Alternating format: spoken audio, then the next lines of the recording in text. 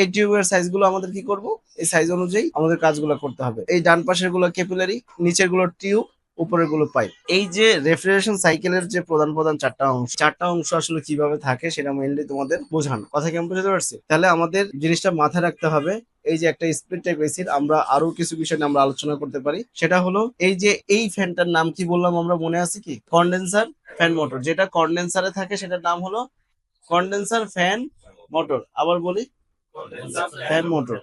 আর এই যে ভিতরে একটা ফ্যান থাকে না, এটার সঠিক নাম হলো ক্রস ফ্যান। এটার সঠিক নাম কি? ক্রস ফ্যান, ঠিক আছে? কিন্তু এটা সবাই বলে কি ব্লোয়ার ফ্যান মোট, ব্লোয়ার বলে, কেউ রানার বলে। কথা কি বুঝতে পারছি? তাহলে যে যেটাই বলুক না কেন সমস্যা নাই। আর এর সঠিক নাম হলো কি ক্রস ফ্যান। এখানে তোমার এই এই পুরো অংশটা হলো কন্ট্রোল বক্স। এখান থেকে মূলত পুরো সিস্টেমটাকে নিয়ন্ত্রণ করা হয় যে আমি কত টেম্পারেচার।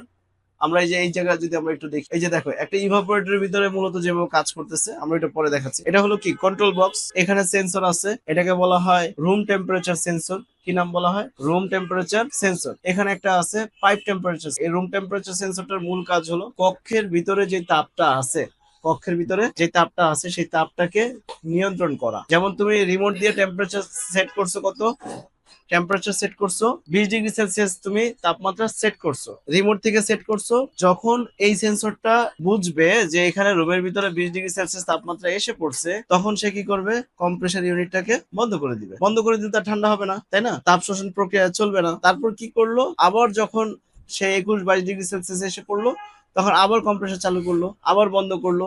এই যে নিয়ন্ত্রণ করা, এই নিয়ন্ত্রণটা কে করবে? এই যে কন্ট্রোল বক্সটা করবে। সেন্সর তো একটা শুধু ডাটা সিগন্যাল নিবে, সে তো ইনপুট ডিভাইস, মানে সে শুধু সিগন্যাল গুলোকে নিবে। আর কন্ট্রোল বক্স গুলো সেগুলোকে প্রসেস করে কমান্ড করবে যে কে চলবে কে বন্ধ থাকবে, এভাবে নিয়ন্ত্রণ করবে।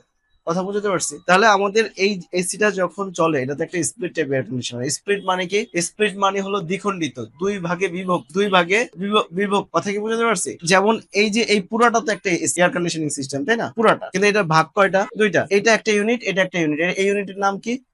Indoor unit. হ্যাঁ, আর এটা কি ইউনিট?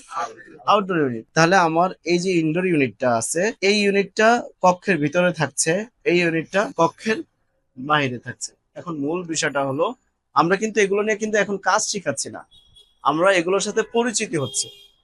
এগুলো কিভাবে, কোন ফাংশনটা কিভাবে কাজ করে। আমরা এই যে এখানে ক্যাপাসিটর আছে, এখানে একটা ফ্যান ক্যাপাসিটর আছে, একটা কম্প্রেসর ক্যাপাসিটর আছে, দেন ওখানে কানেক্টর আছে। এই যে প্রত্যেকটার কাজ কি কি, কম্প্রেসার ফ্যান মোটর, হ্যাঁ, কিভাবে কাজ করে, কিভাবে নষ্ট হলে আমরা বুঝতে পারবো, এগুলোই তো আমাদের মেইন কাজ, তাই না? এর মধ্যে তোমরা দেখছো যে টিউবের এখানে লিকেজ হয়ে যায়, সেই লিক গুলা কিভাবে রিপেয়ার করে, দেখছো না সবাই? কথা কি আমি বুঝাতে পারছি? তাহলে আমাদের মূল যে বিষয়টা, এই মূল বিষয়গুলোকে আমরা ক্লিয়ারলি বুঝি। যদি আমরা ক্লিয়ারলি না বুঝি, তাহলে আমি যতই কাজ করি না কেন কোনো লাভ। এখন দেখো নর্মালি এই যে ক্রস ফ্যানটা যখন চলে, দেখো ক্রস ফ্যানটা যখন চলে এখান দিয়ে কিন্তু বাতাসটা ঢুকে কক্ষের ভিতর, তাই না? আমরা একটু পিছিয়ে যাই, দেখো এই যে ইভাপোরেটর টিউবটা, যে এই যে যখন তোমার একটু ভালো করে দেখো, উপর দিয়ে যে বাতাসটা যাচ্ছে সেটা কি গরম বাতাস, তাই না? এখান দিয়ে গরম বাতাস যায় না? আর এখান দিয়ে যে বাতাসটা বের হয় ঠান্ডা বাতাস। তাহলে গরমটা গেল কোথায়? গরমটা কোথায় গেল? না, গরমটা এই টিউব গুলো শোষণ করে নিল। কি করলো? তাপটাকে কি করলো? শোষণ করে নিল। শোষণ করে দেন এই টিউবটা থেকে যে ঠান্ডাটা আছে ঠান্ডাটা বের হলো, আবার কক্ষ ঠান্ডা করে আবার পুনরায় গরম বাতাসটা ঢুকে গেল। এইভাবে তোমাদের ঠিক এয়ারটাকে সার্কুলেশন করার মাধ্যমে কক্ষের ভিতরে তোমার কাজ করতে থাকবে, চলতে থাকবে কন্টিনিউয়াসলি 24/7। তাহলে আমরা একটা, এগুলোর ভিতরে কিন্তু আসলে রকেট সায়েন্স নাই, সিম্পল সায়েন্স। এগুলো যদি আমরা একটু ভালো করে বোঝার চেষ্টা করি, এটা আমাদের পক্ষে কঠিন না সহজ। কিন্তু চেষ্টাটা করবে কে? নাকি আমি করব?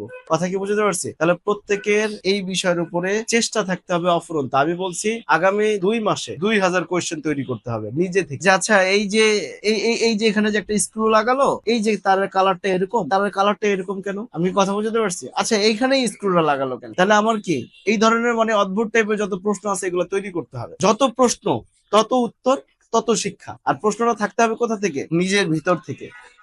নিজের ভিতর থেকে প্রশ্ন করতে হবে। এখন যদি চিন্তা করে যে না স্যারের বলছে যে প্রশ্ন তৈরি করতে, এখন তো আউল ফাউল প্রশ্ন তৈরি হবে, এরকম না, লজিক্যাল কোয়েশ্চেন। যে এই যে ফ্যান মোটরটা, এই যে এটা প্লাস্টিকের কেন, এটা বাঁকা এরকম, এত বাঁকা কেন, আমাদের পরে ফ্যান এত বাঁকা না, এই ধরনের প্রশ্নগুলো আসতে পারে না? আমি কথা বুঝতে পারছি? তাহলে এইভাবে করে আমরা জিনিসগুলো বোঝার চেষ্টা করা। আর এই যে সার্কুলেশন, আমরা এই ভিডিওটা দেখলে আমরা যে রেফ্রিজারেন্ট যে সার্কুলেশনটা একটা স্প্লিট এসির আমরা সেই জিনিসটা কিন্তু বুঝতে পারবো। আমরা এই ভিডিওটা দেখবো, একটু পরে দেখবো পুরোটা। এই যে দেখো তোমার এক্সপানশন বাল্ব, যেটাকে আমরা বলছিলাম ক্যাপিলারি, দেখো ওই জায়গাটা গিয়ে কিন্তু তোমার কি করছে, রেফ্রিজারেন্টটাকে এখানে কি বাধা সৃষ্টি করছে না? মানে ক্যাপিলারি টিউব, এক্সপানশন বাল্ব এগুলো সেম কাজই করে, এগুলো কি করে, সেম কাজই করে, শুধু কি এটা ডিভাইস অনুপাতে তোমার এটার সাইজিং হয়, ডিফারেন্ট ডিফারেন্ট ডিভাইস হয়, কিন্তু জিনিসগুলো একই কনসেপ্টে চলে। We are from